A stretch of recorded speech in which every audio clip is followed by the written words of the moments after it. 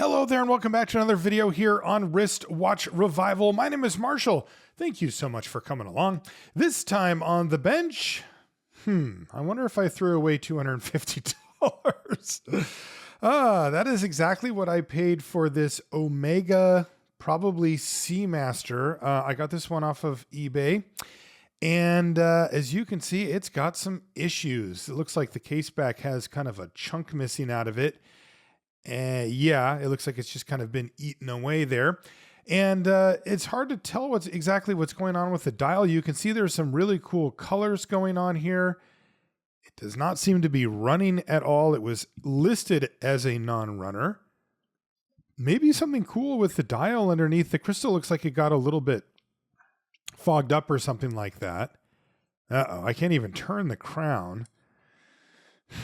Okay, well, I may have gotten myself into more of a project than I realized with this one, but let's take a look at the movement and see what we've got. Okay, well, everything's here. Okay, the balance wheel at least moves. All right, so this might not be too bad, but there is some pretty serious corrosion going on here on at least some of the wheels. The ratchet wheel, the crown wheel looks like it has some. This is not a screw down crown, so I wonder if I can kind of just break it loose a little bit with my pliers. Well, it did come loose. Oh, I see what's happening. That's funny. Yeah, all right. The crown came off of the stem, so the stem's still in there. And all I did is break the seal free that was holding the crown and the stem together. So that doesn't really help. Let's see if we can't just take the movement out of the case here. I can start by taking off, oh boy. The case screws. These actually, the movement screws, they actually hold the movement inside the case and make sure it can't move around. Looks like this one will come out, but the other one wouldn't. And is that rust? Ooh, that is definitely rust. Yeah, let's see if I can't get the other one off.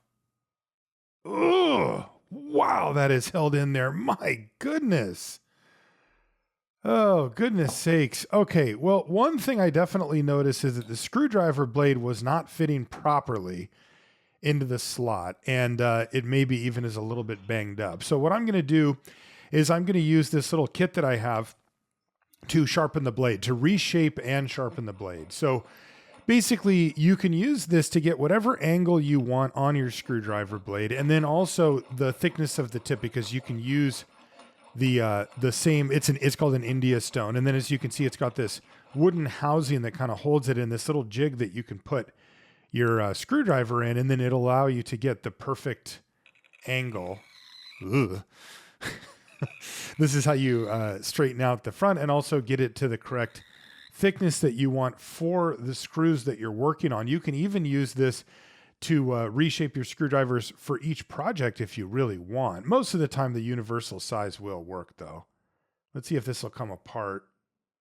Come on. Oh, I will not let go. Wow, if the case screws don't come out, I have no idea how I'm going to take this thing apart. Yeah, let's take a look at the dial and see what's going on with that, because it does look like it has some interesting colors. Oh, God. Well, I guess that counts as interesting colors. It's also due to heavy corrosion.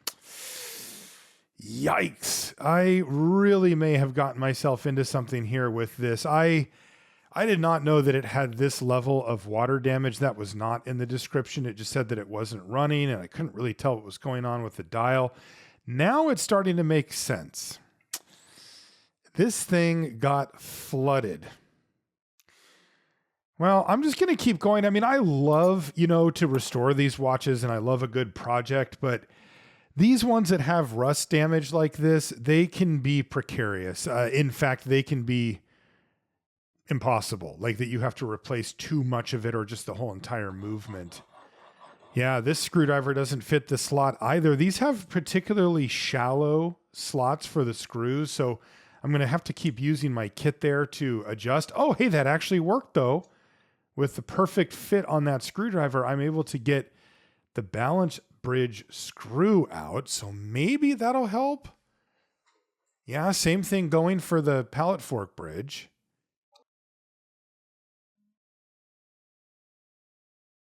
Yeah, you could use the India stone setup that I showed as well, just to make sure that your screwdrivers are clean and sharp and all that too. You don't have to use it just to reshape them for a specific project like this. Here's the escape wheel. Well, it does actually turn, although it looks like the train of wheels is not turning freely. Can I get these two little tiny screws? Oh, not again. Seriously? I just can't quite get a grip on these things. I think I'm going to have to leave those for now. Oh, man, these screws. Oh, when they break, though, it does. It's quite a relief each time. This one is one of the main bridge screws that holds down the barrel bridge. Will the other one come loose as well? Oh, my God. No. Yeah, and it mars the screw, too. In fact, it may have just broken the screw head off. Yeah, I mean, the screwdriver, the tip of the screwdriver just broke off in the slot. This is brutal. I mean, the problem is that you have to do such crazy stuff to get these things apart that you end up damaging some of the parts like I'm doing. Now, look, this would be oh, sweet. The case screw came out. So that'll help a lot because it'll give me a better chance of getting the whole movement out. The truth is that if I wasn't doing this, though, it would just be a lost cause. Like, nobody's fixing this thing. You know, I'm a hobbyist. I like doing this because I love restoring old historical special things. And I think that these watches are absolutely all of those things. And that means that I can take a project like this and really kind of go for it. But there are economics at play if you're a full-time professional watchmaker that I don't have to deal with and that would prevent them from realistically tackling a project like this. Yeah, there's rust all over that thing. Oh no. Oh, this is what I was afraid of. I just turned the screwdriver to try to get the dial screw out and it just basically disintegrated. That dial screw is going to be stuck in there and I may have to try to just work this dial off. Yeah, this isn't what you want to be doing. I don't see any other way though. Maybe I can pry it loose and the dial will come off. Oh, it did. Sweet. Oh, never mind. Not so sweet. Yeah, that's kind of what I was afraid of. The dial foot broke off in the movement. I'm not surprised though. I mean, this dial has to come off one way or the other. We'll deal with it later. And that was one of the possible issues that I could face. So yeah, we're just going to go ahead and do a full restoration on this thing, try to get it running. It looks like the dial side here is actually looking quite a bit better. The water, you can see, got around the edges and into this part here, which is the keyless works. This is right next to where that stem comes in that's attached to the crown on the watch. So this is the most likely point of water entry. And as you can see, that's exactly what's happened here. It's all rusted up over at the edge, but it didn't make it into the middle too badly. So this looks like to be maybe a watch that was exposed to a good amount of water, but wasn't like sitting soaking underwater for hours or anything. Like it might have just gotten basically flooded in here and then taken out of the water. As you can see, some of these parts are really rusted in place. This is the setting lever and it is just gunked in here. I already took off the screw that holds it in. So it's just, yeah, rust and grime that's holding it in place. Ugh, you hate to see that though. Let's see if this is the one where it had kind of stripped out. And yeah, I just cannot seem to get that off of there. Maybe I'll have a little bit better luck here with the click spring screw. And yes, okay, so that one does come off. Some of these are reasonable and some of them are being extremely stubborn.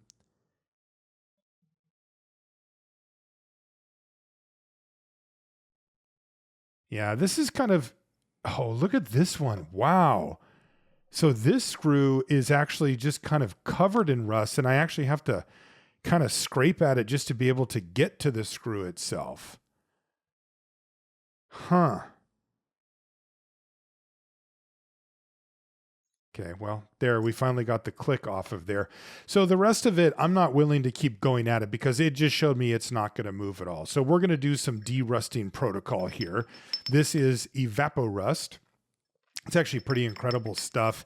It removes / transforms rust into kind of a benign black powder, and it will take off a lot of it. And I just am forced to soak the entire rest of the movement in this stuff because I need to do something to try to get this stuff off of here. Vaporust is great though, because it's non-toxic and biodegradable and all this stuff. So it's not, you know, this super hardcore chemical like some of the stuff that I have to use. So as you can see, the evaporust turned into a bit of a hazy nightmare. And I want to give it a rinse. So I'm going to rinse it off in just isopropyl alcohol. It displaces any like water-based stuff. And then we can take a look at what we've got. Oh, God. Yeah, there's a little regret here. Yeah, it's just rust is such a killer for these watches. You know, it ruins parts. It makes you ruin the parts. It makes it so difficult. Oh, okay. This is turning though. That is very good. Will this middle screw come off? Oh my goodness.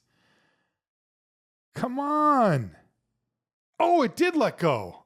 Oh, I really did not think that was going to happen. And if that was the case, it may have just been kind of a deal breaker. This has felt like multiple times that I've gotten stuck on one of these, and if I couldn't get it, I probably wouldn't be able to continue.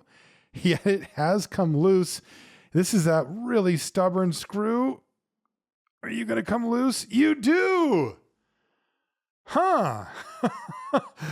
It feels like this thing wants to live. You know, it's like every time I get stuck, it is giving me just enough. Same thing with these. Yes, there's one. And the other, these are little tiny screws, by the way.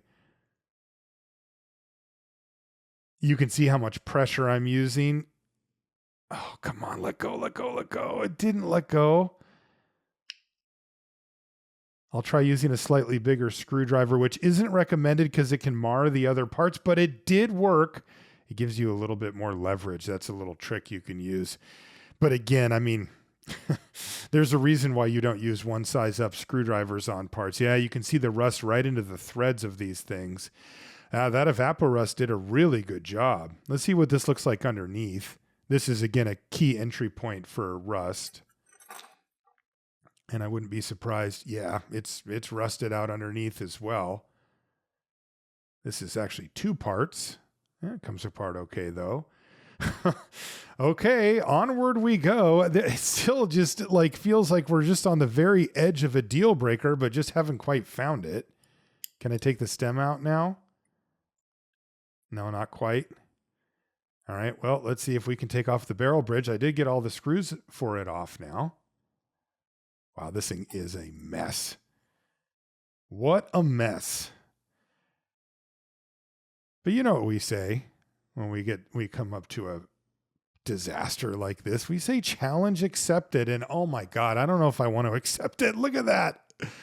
Holy smokes. Oh, that's bad. Self-explanatorily bad. So this is the mainspring barrel. We'll have to take that apart and see if the mainspring's still alive in there. Now I can try to take off the train wheel bridge if it wants to let go. One more quick sharpening and reshaping of the screwdrivers, and I think I can get it. I've had to do that a lot for this project. Let go. Yes. Okay, I think that leaves us just this one last screw. If I can... Come on. Sweet. It's letting go too. That actually means I got this thing all the way apart. I got to say, this has been a roller coaster already, because when I first got the watch, I did not realize the extent of this rust and water damage. So I thought I would be able to just take the thing apart like normal. And then I saw the water and thought, well, now I'm not going to be able to do this project, but I'm going to try it anyway because I'm kind of crazy person. And now I actually think I can do this thing. I mean, assuming that these parts survived. Ooh, that one might not have. Yeah, these wheels, the inner part is steel and the outer part is brass. And as you can see, they react quite differently to being exposed to water. The brass holds up just fine, maybe discolors a little bit, but the steel on the inside can definitely corrode and rust away. I'm going to use a little pin vise here to try to pull out this stem. It's still, the three parts are kind of rusted together. Come on. Oh, there we go. And I got the stem out, so that's nice. The crown's already off of it. Remember, I took that off with the pliers kind of on accident. And there we go. Outside of the barrel here, this thing is completely disassembled somehow. I have no idea how we actually got this thing over the line as far as disassembly goes. Let's take a look at the barrel and see what it looks like inside. Not good, but that could have been a lot worse. You can see there's actually still some moisture in there. Let's take out the mainspring and see how it looks. Surprisingly, that looks really good. Yeah, that mainspring looks fine. Maybe the water didn't get to it or it wasn't there for long enough or the barrel protected it, but the mainspring looks actually just fine. I might be able to even use that thing. I'm going to use a little bit of Rodico here just to start the initial cleaning phase. And speaking of, you can see this movement is still looking absolutely horrible. So I'm going to once again use some isopropyl alcohol as kind of a basic cleaner here for these brass parts of the movement that are just hopelessly stained. I can also use it in conjunction with my ultrasonic cleaner to try to break up some of that. And I did notice a few more parts that need some derusting, so a little bit more of the evaporust on some of the screws, the mainspring barrel, the barrel arbor, stuff like that. And I just leave it overnight usually in the evaporust, and that does a pretty good job. I've got a little setup here for my ultrasonic cleaner so that I can put things like this in it without having to submerge them all the way in the water. Basically, the ultrasonic vibrations go through the water, through the glass, and into the liquid that's in the glass to help you, bust up stains and dirt and stuff like that. Okay, let's see what we came up with here. Are these parts salvageable? And how are they looking? Yeah, still very stained. So some manual cleaning might help out. So I'm just going to use a cotton swab here and start to kind of go at it. Oh, wow. That is just so stained. I mean, it just looks like deeply tarnished. I mean, it's a wrong color and you can even see that there's kind of stuff on there. Is this working to even do anything? Usually what happens with these movements is that they're made of brass, but they're usually plated. And this one is Omega at this time plated them in this really great copper that has its own kind of look. The problem is you can't really see it. And I don't know if that's because the plating is gone and now we're just seeing, oxidized brass, it turns into kind of a deep brown color that then has all this extra stuff on it from the water sitting in there, or if the plating is still intact. Well, this is a pre-cleaning process anyway, so I can start putting these parts into the baskets that will eventually make their way into the watch cleaning machine. That has a pretty thorough 3-step process, and maybe I'll have better luck with that because this stuff does not seem to want to come off of here, at least as it sits. Okay, so we'll put that in the basket, and let's take a look at the evaporust project. This is the individual parts that I had put into the evaporust overnight. And this is typically what you'll see. they turned this really deep black color for anything that had any corrosion or rust on it, but the rust will be gone and you'll be able to kind of see what's left. You know, sometimes the rust can eat away at the parts if it's left on there too long. And sometimes it's kind of more like a surface level thing and not a structural thing. I can also use a brush, a little scratch brush like this to kind of clean off anything that might be left on. And also sometimes it helps to bring some of that black kind of corrosion off of the parts as well. As you can see, they look a little bit better underneath there. And again, I can just do this to the parts that I evapor-rusted, and then those can also go into the cleaning baskets here, and we'll put those into the watch cleaning machine too. Oh, boy, this ended up being much more of a project than I anticipated. But if I can get a cool watch out of the deal, it'll all be worth it. Okay, into the watch cleaning machine we go. As you can see, I'll start off with the cleaning cycle, then 2 rinses, and then a drying cycle, and then we'll see what we got from that. While I do put these parts into the watch cleaning machine, I wanted to say thank you to everybody who supports me on Patreon. Patreon's a great place where you can go to support your favorite content creators. It's a direct line of support to your content creator, and that is very much appreciated by people who do this type of thing, because it can feel like a bit of a roller coaster sometime. You go up and you down, and the algorithm changes and all this stuff that you have to deal with. It's what we want to do. It's great, but it's really awesome to get supported directly by your most ardent supporters. So that's a place you can do that. Mine is patreon.com/wristwatchrevival. If you do sign up, you get a thank you card and a wristwatch revival sticker in the mail, no matter what level you sign up for. And I really, really appreciate everybody who does so. Okay, let's see how things look coming out of the watch cleaning machine, and if we've got a good improvement on these or not. Oh, God. Is it possible that those just look worse? Maybe it just revealed what was actually there, but oh, wow. Yeah, these just look so bad. Well, I'm going to try some pegwood. It's just, wood that you can whittle and shape into anything you want, to see if I can't get some of this outer layer of crust off of here. It does actually seem to be coming off. Okay, I can also help it along a little bit. I've got a couple of, they're kind of a polish type stuff. It's not very abrasive, but there's 2 that I like. This one's called Semi-Chrome, and then there's another one called Flitz. You can see there. I like both of them. They kind of work a little bit differently, but similarly enough to each other. So once again, just a light polish to try to get that tarnish off. And then I'm going to put that into the ultrasonic cleaner. In the meantime, let's take a look at the parts under the microscope after they came out of the cleaning machine and see how they've held up. Pretty good so far. These pivots look good. That looks fine. Escape wheel looked good. Okay, here's the winding stem. You can see where the rust has eaten away, but it's been stopped. Probably fine. That's probably structurally fine. This looks good. That's the crown wheel. Ooh, I see something wrong with the leaves here, though, of this pinion. Yeah. See how that one got rusted down? That is unfortunately going to need to be replaced.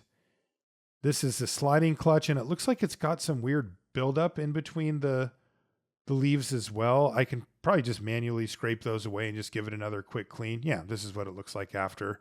So that's good. How does the hairspring look? Not too bad, actually. And the pallet fork, ugh. Well, I didn't put this through the watch cleaning machine, but that's clearly going to need to be clean. Let's take these things out of the ultrasonic after the polishing and all the other stuff. Whoa, look at that. It's back. Oh, it doesn't even look like the same thing. Oh, I'm really happy with that. That light polishing after the pegwood scraping seems to have done wonders for this.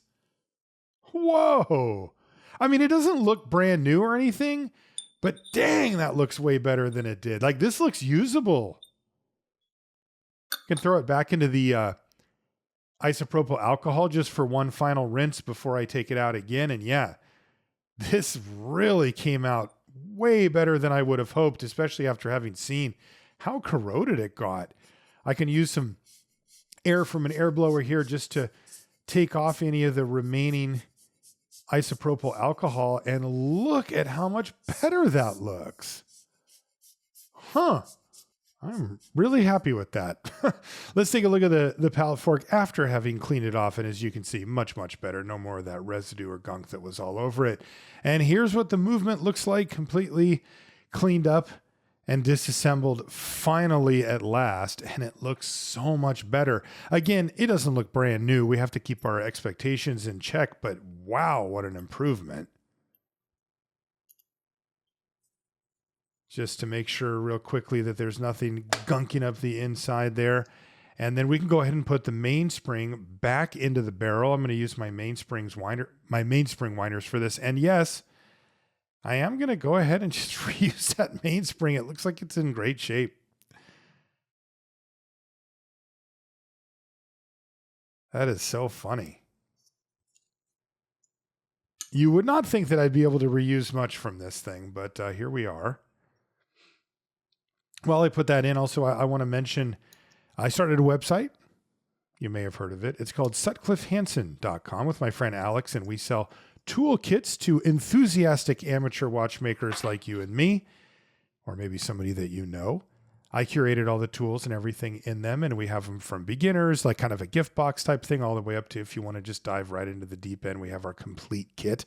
We also do sell the little sharpening kit that I mentioned earlier. That is one of the kits that we recently added to the site, as well as a tweezer add-on for people that already have one of our kits. We added some really handy tweezers. The other thing we do at Sutcliffe Hansen are watch restorations. We take on challenging projects that a lot of other shops won't take on, and we have a really cool system where our watchmakers actually take photographs of the watch as it goes through our processes, so you get to follow along and see each step of the way. All of our watchmakers are certified watchmakers. They are fully trained, and they'd love to work on your precious family heirloom. You can check it all out at sutcliffehansen.com. Let's see if this barrel will go back together. I see no reason why it wouldn't. Yeah, looks good. And it goes right into the movement too. Okay, let's see how we can get this train of wheels in place here. This is the the gear train or the train of wheels, and this is what ultimately takes the wound up energy from the mainspring and transfers it down to what we call the escapement of the watch. And the escapement's job is to very carefully regulate how quickly that mainspring unwinds. That's what it does. That's how a watch actually keeps time. And as you can see on each of these intervals from that big mainspring barrel, that's kind of your first wheel, if you will. This one is the second. Then there's the third, fourth, and then the fifth is the escape wheel.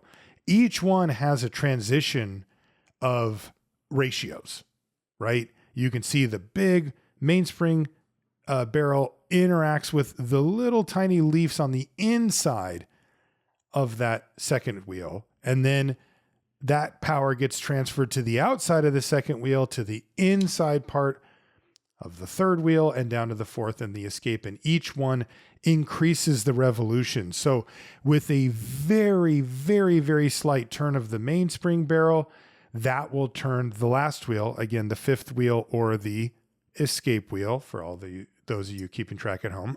A lot of, like, one tiny little degree of rotation on that will turn the escape wheel many, many times over.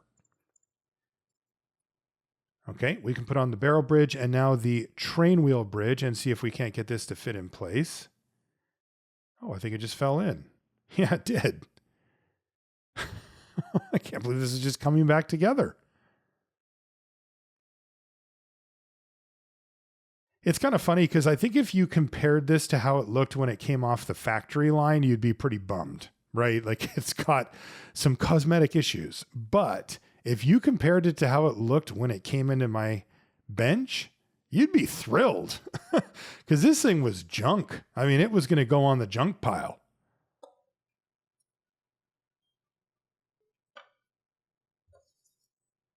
Let's see how it looks.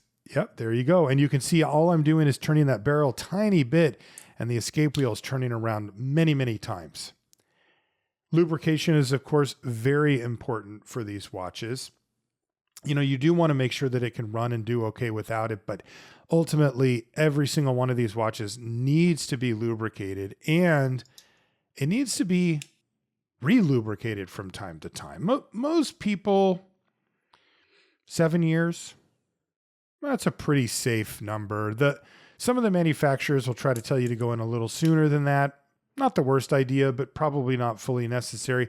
If you want to risk it a little bit, you might be able to get out to 10 years or something with a good job done and with modern synthetic lubrication and stuff. I know some people who they basically wait until their watch has a problem and then they take it in. That is one way you can do it. That's not crazy to do it that way, but it is way riskier, because if you wait until there's already an issue, that can often mean that there's friction happening. And when that happens on metal, you're really asking for trouble. I mean, it can produce little shavings that get into other parts of the movement and wear those down. And all of a sudden, you've got a much more expensive repair than just a little maintenance thing. It's not that dissimilar to like making sure that you go in and change the oil on your car, right? Yeah, it's a little bit of a pain. And yeah, maybe the manufacturer has you do it a little sooner than you'd prefer. But if you do it, you do head off a lot of potential issues at the pass, and that can be well worth it. Okay, click spring, click, and click screw all in place now. You can see that screw goes flush with the top, and I just need to make sure that it can still move freely and up against the spring, which it definitely can. There we go. That's just a ratchet to make sure that this wheel right here, which is incidentally called the ratchet wheel, can only go one direction, so that when you wind up your watch, it doesn't just immediately unwind. And we can go ahead and put the ratchet wheel screw in place. Funny enough, that actually screws directly into the barrel arbor. It's got a threaded hole in the top, and that seems to be working fine. Here's that clutch that I mentioned before. This is the one that I had to kind of clean out in between the leaves there, and it looks like turned out fine. I'm going to put a little bit of extra grease than I normally would on this. I'm a little bit concerned just that those surfaces are still, as good as they were before. You can see it looks pretty good, but they are kind of rubbing right up against each other, and they're held in place by a tension spring as well. Oops. And so, just want to make sure that we can operate smoothly. You can see I got a little bit of grease on the bottom of the main plate there, but a little bit of Rodico will clean it up. Rodico is kind of this all-purpose putty stuff that watchmakers use. It's very, very useful, actually, especially for hobbyists like myself. All right, I'm just going to throw this crown back on and use some of the grease and see if this thing will still work. Sometimes the stem gets too rusted, and even when you remove the rust, you can see that it's fragile and it looks like it may not hold up or break. This one looks kind of in the middle. Probably will be fine, but I kind of want to test it out. Functionally, it's okay, inside the watch. It's just a matter of if you're winding it up, if that stem would actually give way and break. Okay, I can set the setting lever in place, carefully pick up the movement, flip it over, and then if I'm careful, I can kind of move my back finger around there to make sure that the setting lever screw can engage. And just like that, that's exactly what happened. Okay, a little bit of medium viscosity oil here. And a little bit of the blue grease as well. That goes on where the cannon pinion will go, which is right here. This is friction fit onto the bottom of that second wheel. And I can just click it into place. And a little bit of this medium viscosity oil on these posts. These posts are, various parts will either turn on that or pivot on it. And again, you don't want to have any metal on metal for any long period of time with watches like this. This is just a little intermediate wheel that goes, it's part of what we call the keyless works. It's what winds and sets the watch. I love these old Omega movements. This one is a 269. Movements have reference numbers so that you can order parts and know what you're looking at. Old movements didn't. They made it a real pain, but Omega, this watch is probably like the 50s, I would guess, 60s, something like that. And they were already mass producing these things. So it does make it easier though. You know, that sometimes people ask me what watch they should start with if they're going to start this as a hobby. And I usually say an American pocket watch. And the reason for that is that the movements themselves are plentiful. They're large, so they're a little easier to work on. And you can find them all day long on eBay for cheap. But that's just for practice. If you wanted to know what your first project watch would be, I would say a Seiko would be your best bet because they're ubiquitous. There's tons of information about them out there, and you can almost always get parts pretty easily for them. But if you wanted to step into the world of Swiss watches, there's two brands that I really like as a starter. The first one is Enicar, and the reason I like those is that they're well built, they're very inexpensive, but they still check all the boxes for being a real Swiss wristwatch from the era. They use off-the-shelf movements, usually from a company called ETA, or it had different names back then, A Shield and a bunch of other names, but eventually ended up becoming what we know of as today as ETA. And they were a company that just made watch movements, and then the watch manufacturers would come buy them from them and maybe make a couple of tweaks to them and then put them in their own watches. So I really like Enicars for their price. And then for your first real quote, nice upper end watch, I like these. I like Omega. Rolex are some of the best watches to actually work on, but they're freaking expensive and you can get a much better deal on an Omega. Now this one was $250, but you can see why. I would not expect to get that good of a price.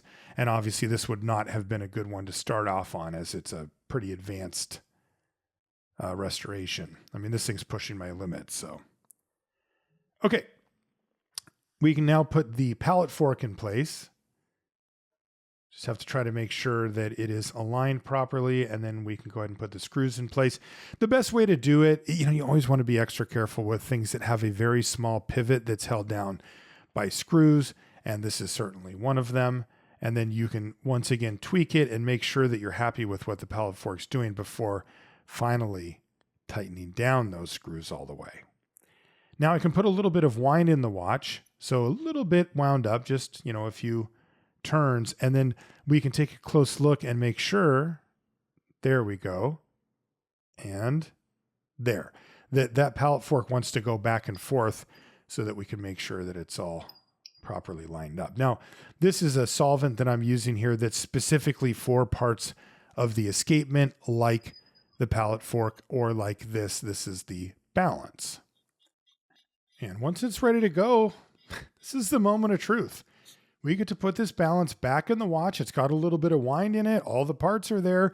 And we're going to see if this thing will run. Have we brought it back to life? Let's find out.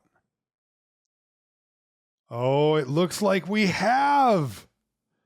Wow, it kicked right up. That is fantastic. Oh, that is one of the most beautiful things you'll ever see right there. A watch that was left for dead, rusted, and thrown up on eBay for parts. And we've got this thing running again. How fantastic is that? We can go ahead and throw it on the microscope and start lubricating the jewels themselves. We'll use a light lubrication for most of these, sometimes medium.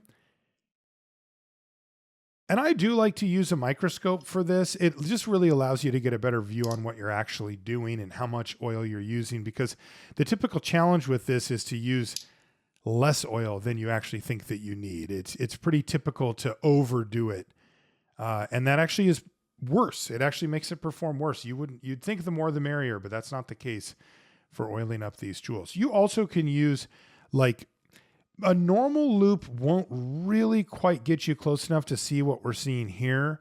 But most of the time, like for example, in one of the kits we sell at Cycliff Hansen, we'll have the normal loop and then a closer version as well.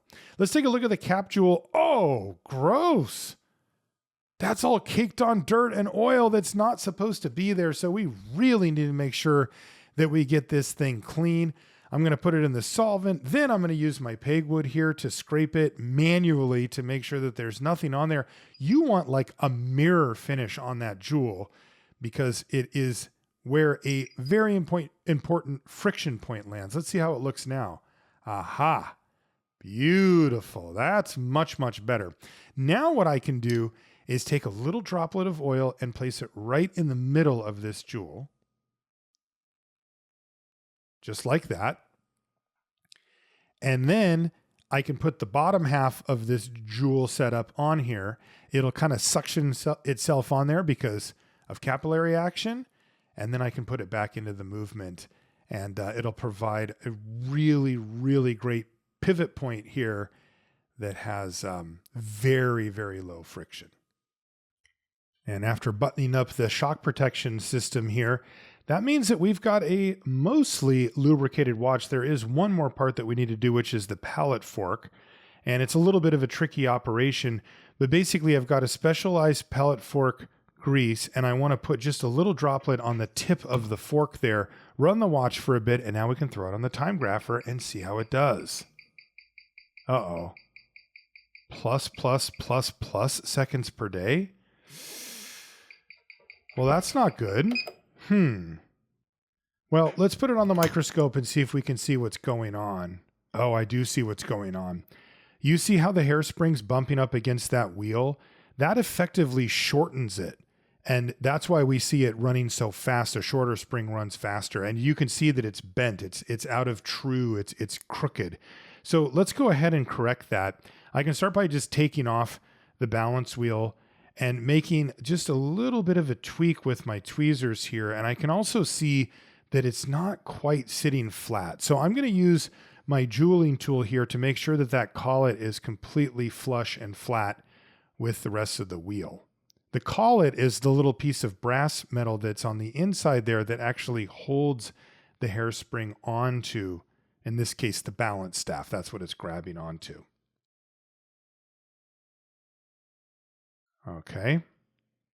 So basically I want to pick out the top part here that'll go just around that collet to make sure that it's flat and tight and like that, snugged up against it, just so that we can make sure, again, that this hairspring lays nice and flat. And as you can see, after doing that, now the hairspring can actually clear that wheel. It goes underneath it, tight fit. And that's why it was banging up against it, was because it was out of true. So now we can put it once again back on the time grapher and let's see what we've got. Okay. So now we have a reliable trace. Yes, it is losing a lot of seconds per day, but we can adjust that. So I can just come in here and start making some tweaks, and we can definitely work with this as far as workability. And there you go. 258 degrees of amplitude, -1 to -5, -12, +6. You can see it's a little bit all over the place, but overall, pretty dang good and much better than when we first had it come in. So movement, checkbox. Now we got to take a look at the case, the crystal, etc. The crystal has some weird like fog on it. I didn't actually see that when I bought it, but it's just going to have to be replaced. There are what look to be the original spring bars on this thing too. And I need to take those off because they're toasted, that you can see they're no longer functional. In fact, this one's actually just straight up stuck in here. And guess what? It's rusted. So I'm just going to use my end cutters and just clip it free. Of course, the other end is now stuck in that lug of the watch. Whatever. I'll get that out later. That's fine. I'm not worried about it. For now, I can do some preliminary cleaning again with pegwood just to get any corrosion, rust, grime off of it before I put these things into the ultrasonic cleaner to make sure that they're cleaned up. You can see there's some of the different colors of rust on the bottom of this bezel as well. And of course, I am going to need a new crystal. And the best way to do that, if you don't know the size of it, is just to measure it. So this one is 29.5 millimeters on the inside. And so what I would do is I would order a crystal that was one size bigger, one size smaller, and that exact size. And then that'll give you the chance. And then you just keep the extras and you have them on hand for a later project. They're not very expensive. They're only a couple bucks each for the crystals. Now the hands. This is fairly typical even if a watch isn't exposed to a lot of water, and it's really typical for watches that are exposed to a lot of water, which is the lume, the luminous material in the hands has rotted. We call it lume rot. It's when it turns black and no longer functional. So I'm going to go ahead and just remove the lume. I'm going to give these hands the ever so slightest polish. Once again, this is with that Flitz product. You don't want to go crazy with it. It can take off plating and things like that. So just a very, very light touch. And then I'm going to throw these once again into the ultrasonic cleaner. And as they come out of it, you can see that they look quite a bit better, but the luminous material is gone. So I'm going to want to replace that. Now I have kind of my own little kit that I've set up using products from a website that I found, plus a couple of other places. So it's a little bit of an amalgamation of things, but basically it's a glow in the dark powder, a binder, which is like a clear liquid that dries up to be hard, and then just the ability to mix it together and then spread it onto the gap in the hands. As you can see, getting the consistency right is actually the hard part, and I had to add a little bit more powder. And as I'm starting to put this on, it's still a little bit on the thick side. This is workable, but like right on the very edge of it. You can also note the color of it. The ones I have, you know, they're different tints that are meant to kind of mimic and match up to old, aged versions of lume. Most of the time they would match something like this, which is what we call a tritium lume. As you can see, I'm going to add a little bit more binder here just so that it's slightly thinner. If it's too thin, it will spread out and it'll make a complete mess and it won't stay where it's supposed to stay. But if it's too thick, it won't flow into the gaps in the hand where you kind of need it to be. And again, it was really close. So I just added one little droplet of the binder here to give me just a little bit more flow. And then I can just cover it up for the night. And when we come back the next day, we can take a look at how they look. So yeah, the color I'm going for here is kind of that deeper color, as you can see. I could make it white, like all the way stark white, but I don't like the way that looks on a vintage watch. That looks nice though. Really, really good. Okay. So again, I do need to take out the lug that was stuck. I'm just going to use the end cutters to pull it out, and there it goes. And this is the crystal. This is what they look like. This is the 29.6 size. Remember, I measured it at 29.5. So this is the slightly larger one, and that seems to be the one that fit the best here. And that's, again, a good reason why you should order a little bigger, a little smaller, and the same exact size that you got, because the measurement's good, but it can be a little bit tricky to make sure that it fits properly every single time. And again, you end up growing kind of a little bit of a collection of crystals if you do it that way, and it's not too crazy expensive. All right, there's the brand new crystal into the bezel. Take a look. Looks good. Much better than the one that came with it, that's for sure. And now we need to turn our attention to this dial. So when I saw the listing on eBay, the crystal didn't look quite as fogged up, and the dial had this really cool color to it. The problem is I didn't know that that was literally just corrosion. I kind of figured it might be, but now I know it is. So there's not much you can do with a dial like this. If you watch my videos, you know I never recommend doing anything like this to a dial with pegwood or any type of abrasives or polishes or anything, because it'll mostly just ruin the dial. This dial, though, is ruined anyway. I really don't have a choice, because if you look, even after taking off the kind of powder form of corrosion, there's just literally rust buildup on this. that means that the hands can't turn around because they'll bump into it, or it'll get worse and continue to erode the dial. So I'm just going to go for it and see if I, literally just scrape them off and then use some light polish, what ends up happening to this dial. But in my mind, this is kind of a lost cause. Let's see what happened. Oh, it took off all the paint and everything else, ink, paint, everything, just to get it down to the metal that has it. Now, some people might think that that looks cool, but I kind of don't.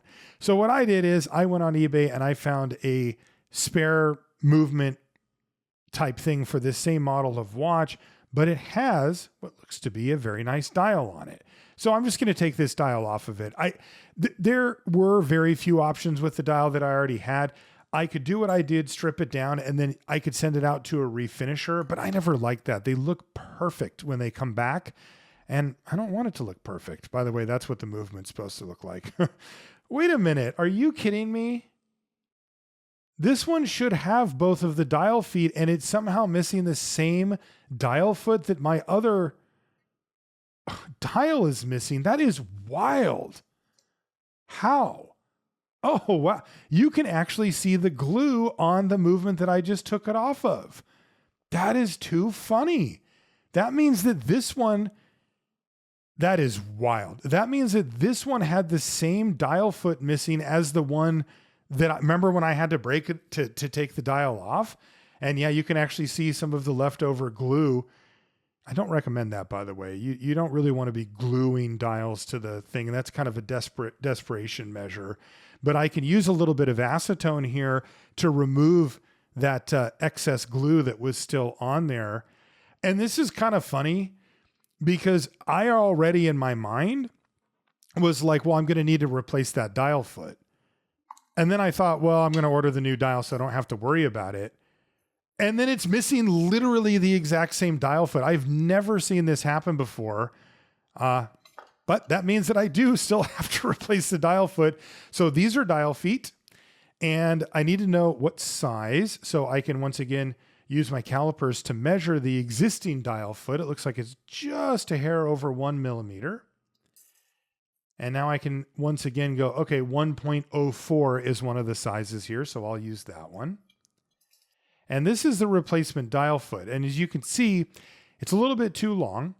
So I do need to trim it down to size to start off with. And I can just use a file to do that. And then what I'm going to do is create an indent where this dial foot is supposed to go. And then I'm going to use epoxy to secure it. But first, the length. So I'm just going to grab my little folder of files here. I'll grab onto the sides with my sturdy tweezers. And I'm just going to gently file this down to the length that we need it to be. I think they purposely make these replacement dial feet a little bit on the long side so that you can trim them down to what you want it to be rather than having it be too much. Now, I do need to make an indentation, and it's a little bit awkward here because this where this dial foot goes is way over on the side where it's kind of curved, but I'm going to do the best I can here. And this tool basically just creates a hopefully very shallow, I mean, you don't need it to be too deep, but you do need it to be deep enough so that the dial foot has somewhere to rest. It creates a recess on the back of the brass dial here. And that will give me a little place to secure the dial foot. Take a look there. I'll use a little bit of Rodico just to clean up the shavings. And we can do a quick test fit. Yeah, that looks about right to me. Okay, now I can use, as I said, some epoxy. This time I'm going to use some jeweler's epoxy. This is a type of epoxy that can be used for lots of different materials to bind them together, including metal. And again, just like any epoxy, 1 part each for the two halves, and then you just make sure that they're really well mixed together. And then what I can do is just take a droplet of it using this oiler and just place it where I'm going to end up putting the dial foot. And then I can just gently secure it in place. Once again, I need to let the epoxy set up. So I'll leave it for a few hours. And when I come back, I can give it a test and make sure that it's sturdy. Yeah. Okay, good. That seems to be doing just fine. And that means that we can continue. Oh, no, we can't continue. The dial foot. I forgot about this. Remember, I had to break it off. Well, it's still in the movement. That's the bottom of it right there. So I think I'm just going to use my staking set to push it free, because it has to come out of here so that the new dial foot can go in that place. So I'll just use my hammer. Yeah, that seems to work just fine. Push it through to the other side, and I can use my pliers to remove it. And there we go. The old dial foot comes free. I'll just have to chuck it. There it is right there. And that'll leave room for the new one. Before we put that on, of course, I do need to make sure that I put on the hour wheel. And now I can give it a quick test fit. Yeah, I think that'll fit in there. I can see where it started to kind of come through the other side. It looks like I cut that really, really close. And hopefully it didn't ruin the dial. I mean, if it's up against the edge, it'll be kind of where the bezel and crystal is, and maybe it'll be fine. But at any rate, I had to do that anyway. I didn't really have a choice. Okay, and now I can put the crown and the stem back in, and then flip the movement or the watch over, and I can put on the case screws. Again, these are those very first ones that really gave us the hint at what kind of project we were getting ourselves into for this thing. And now I can go ahead and put on the hands as well. This is a fairly simple one as far as that goes. It only has the 3 hands. There's no date on this either. So the hour hand, and then the minute hand. And they look really nice, by the way. I like how that loom came out. I think it matches the overall aesthetic of the dial very well, which is a small touch. But if you get it wrong, it really stands out. It's kind of one of those thankless ones, though, because if you get it right, it just means that it blends in and your eye doesn't go, wait a minute, why is that it's such a different color? You know, it's like one of those things where if you get it right, you don't notice it. That's kind of a funny thing to strive for, but that is how it is. I can put on the second hand now, just make sure that it's engaged properly, and then go ahead and press fit it into place. I'm going to use this air blower once again, just to make sure that there's no dust or debris underneath this crystal or on the dial. And then I can just hand press on the bezel. Yeah, it just clicks on like that. And I can do the same with the case back. You know, the case back has this kind of erosion thing going on it, but it doesn't seem to be affecting anything. So I'm just going to stick with it and keep it original. Oh, that's funny. I see something. You see what I see? Right there. Do you see that fiber? That's actually on the underside of the crystal, and that would drive me absolutely nuts. So I just need to open this up, and I can use a little bit of Rodico to just make sure that's not on there. Sometimes that happens from a little bit of static electricity or something will kind of make it stick on there, even if you use the air blower. And then once again, we will replace the bezel, and we are just about finished with this watch. It came out really good, especially considering its humble beginnings with us here. $250 on eBay, and a lot of time and work later, I have a very cool looking little vintage Omega. It has been through the ringer. This one definitely shows its age. It shows that it's had a bit of a tough run.